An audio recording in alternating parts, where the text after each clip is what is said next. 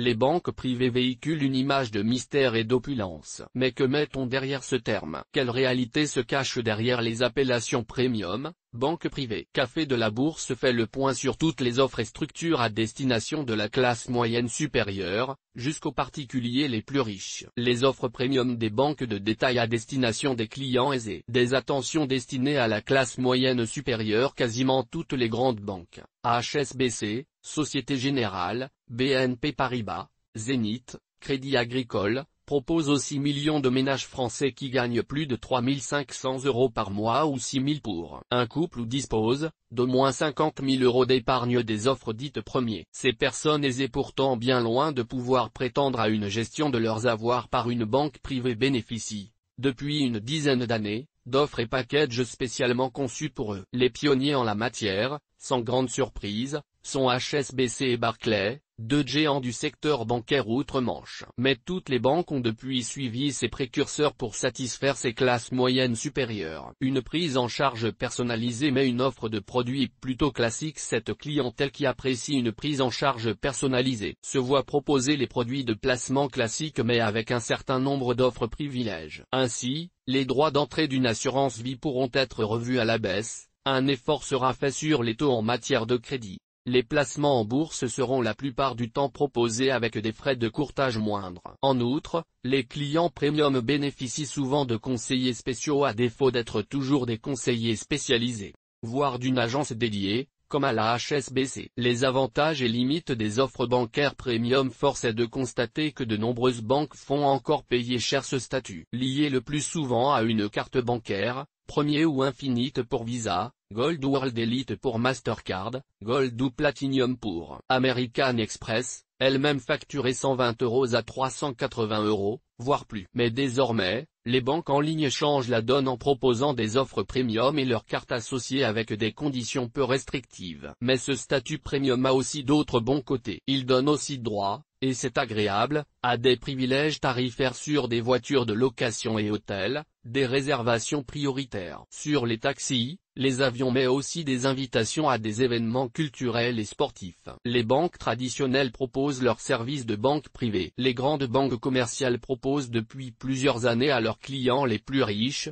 les services d'une banque privée au sein de leur groupe. Ainsi, les trois piliers de l'industrie bancaire française disposent d'entités de ce type, BNP Paribas Banque Privée, LCL Banque Privée et Société Générale Private Banking. Une clientèle aisée intéressée par la gestion de patrimoine. Ces banques privées sont généralement accessibles à une clientèle disposant de plus de 300 000 € de patrimoine mobilier environ. Il faut en effet pouvoir placer dans l'établissement en question des sommes relativement importantes. Caisse d'épargne gestion privée, la moins gourmande, demande 75 000 € quand HSBC Private Banking exige plus de 3 millions d'euros. Mais si votre potentiel le justifie, cela peut être beaucoup moins. Avis aux jeunes chefs d'entreprise prometteurs. Très axés sur les problématiques patrimoniales, les services des banques privées adossées aux banques de réseau, se résument le plus souvent à une gestion patrimoniale basée sur une offre de produits relativement standardisée mais avec tout de même des conseillers patrimoniaux assurant une gestion sous mandat d'OPCVM ou qui vous conseilleront sur les arbitrages à effectuer au sein d'une assurance vie. Sachez toutefois que plus le patrimoine est élevé, plus le client a droit à une prise en charge personnalisée avec des solutions sur mesure. Banque privée et banque traditionnelle, la volonté de réunir ces deux mondes très différents. Ces banques privées des banques de détail proposent somme toute des offres toujours très axées placement mais en ayant à cœur de réunir le meilleur de deux mondes a priori très éloignés, celui de la banque de détail et celui de la banque privée. Elles cherchent donc à associer les valeurs positives de la banque de dépôt que sont proximité, sécurité, caractère rassurant à celle éminemment enviable et désirable que véhicule la gestion privée, à savoir, exclusivité, réactivité, reconnaissance. Le cercle très fermé des banques privées. Un certain nombre de grandes banques privées,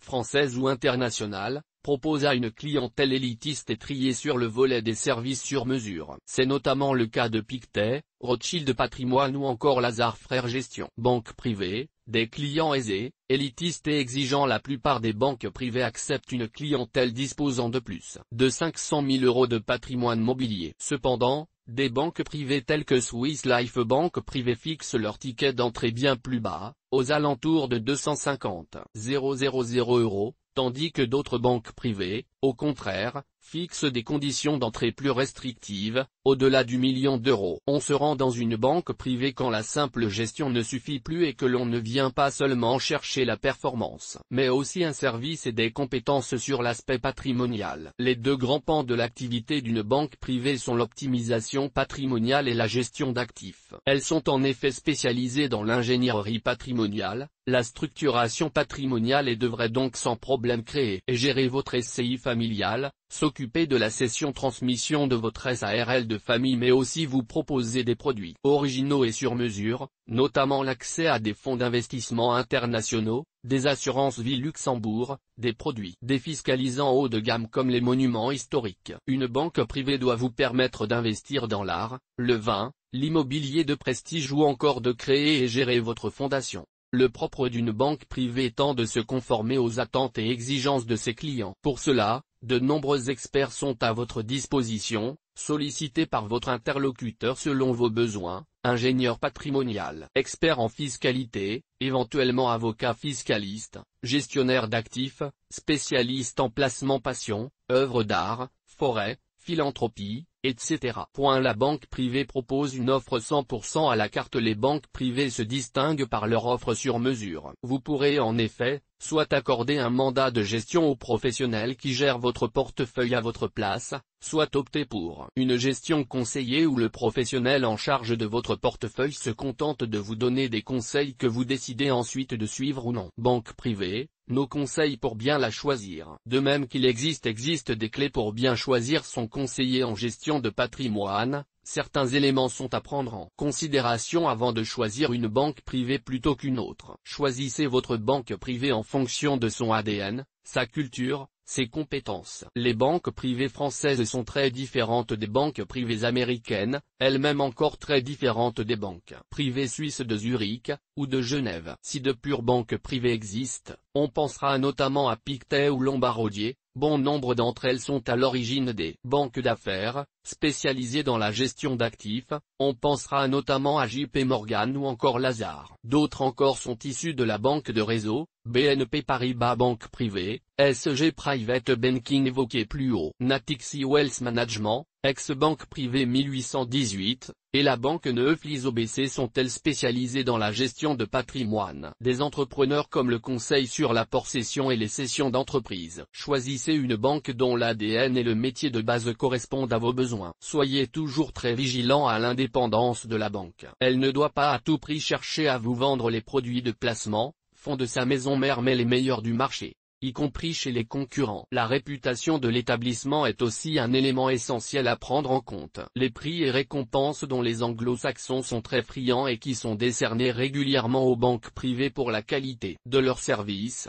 Euromoney Private Banking Survey, par exemple, sont de bons indicateurs. Enfin, tenez compte au moment de choisir votre banque privée à ses implantations, surtout si votre activité professionnelle est basée à l'international ou si vos enfants étudient ou vivent à l'étranger. Dans ce cas, il sera bien sûr judicieux de se tourner vers une banque privée à vocation internationale, en ayant bien vérifié auparavant qu'elle est présente là où vous en avez besoin. A contrario, si vous tenez à ce que votre banque privée soit à proximité et que vous êtes situé en région, vérifiez bien que la banque en question possède une antenne proche de chez vous. Enfin, vous pouvez aussi choisir d'opter pour deux banques privées afin de pouvoir multiplier les expertises et placements exclusifs. Il est également judicieux de conserver des avoirs dans une banque classique, proche de chez vous, pour les besoins de la vie quotidienne. Autre structure réservée à une clientèle fortunée, le Family Office, parfois proposé au sein de grandes banques privées d'ailleurs. Le rôle des Family Office va bien au-delà du simple conseil en investissement. Ils mettent à disposition de leurs clients une équipe de professionnels pour préserver et développer leur patrimoine familial,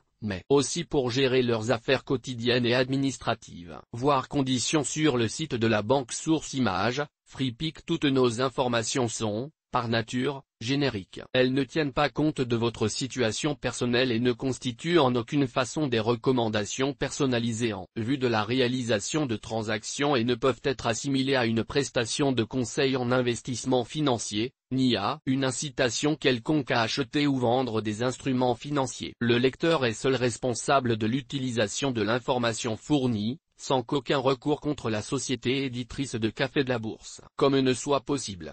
La responsabilité de la société éditrice de Café de la Bourse comme ne pourra en aucun cas être engagée en cas d'erreur, d'omission ou d'investissement inopportun.